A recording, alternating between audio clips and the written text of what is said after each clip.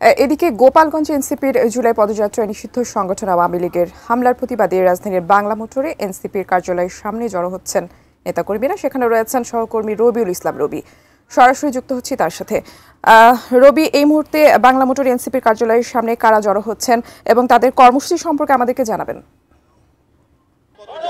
এনসিপির যে বহর ছিল সেই বহরের উপর হামলা হয়েছে এবং হামলার প্রতিবাদে এনসিপির কেন্দ্রীয় যে কার্যালয়টি রয়েছে বাংলা মোটরের রূপায়ণ টাওয়ার, সেখানে কিন্তু বিক্ষোভ করছে এনসিপির নেতাকর্মীরা। এখানে ঢাকা মহানগরের বিভিন্ন অঞ্চল থেকে নেতাকর্মীরা এসে জড়ো হয়েছে এবং তারা বিক্ষোভ করছেন এবং কিছুক্ষণ পরে তাদের একটি মশাল মিছিলের কথা রয়েছে। তো আমরা একটু দেখানোর চেষ্টা করি। এখানে কিন্তু বিক্ষোভ করছে, এখানে যারা আছে নেতাকর্মীরা এখানে বিক্ষোভ করছে এবং বিভিন্ন অঞ্চল থেকে, বিশেষ করে রাজধানীর বিভিন্ন অঞ্চল থেকে এখানে জড়ো হয়েছে নেতাকর্মীরা এবং তারা বিভিন্ন স্লোগান দিচ্ছে এবং যারা এই হামলার সঙ্গে জড়িত এবং যারা এই হত্যাকাণ্ডের সঙ্গে জড়িত, বিশেষ করে 4 জনকে হত্যা করা হয়েছে বা 4 জন নিহত হয়েছেন এমন একটি খবর ছড়িয়েছে। আসলে সেটারও প্রতিবাদ এখানে করা হচ্ছে যে এই হতাহতের যেই ঘটনাটি ঘটেছে এটা সম্পূর্ণ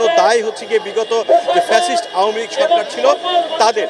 এবং আমরা আরেকটি বিষয় জানিয়ে রাখছি যে এখানে যেই রূপায়ণ টাওয়ারটি রয়েছে, এনসিপির যে কেন্দ্রীয় কার্যালয়টি রয়েছে, এটা কিন্তু আইন শৃঙ্খলা রক্ষা বাহিনীর সদস্যরা বেশ তৎপর রয়েছে এবং তারা এই ভবনটিকে ঘিরে রেখেছে এবং তাদের সঙ্গে আমরা কথা বলেছি যে বিভিন্ন সময়ে এর মধ্যে যেই ককটেল বিস্ফোরণের ঘটনা ঘটেছে, বিশেষ করে এনসিপির যে প্রধান কার্যালয়টি রয়েছে এর সামনে কিন্তু এর আগে বেশ কয়েকবার ককটেল বিস্ফোরণের ঘটনা ঘটেছে।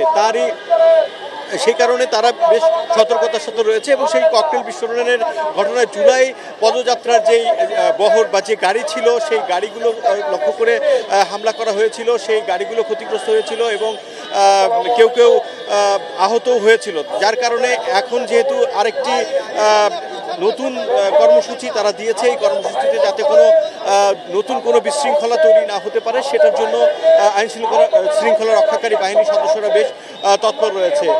কিছুক্ষণ পরেই আসলে এখানে যেই মশাল মিছিলটি হবার কথা ছিল সেটি কিন্তু হবার কথা রয়েছে।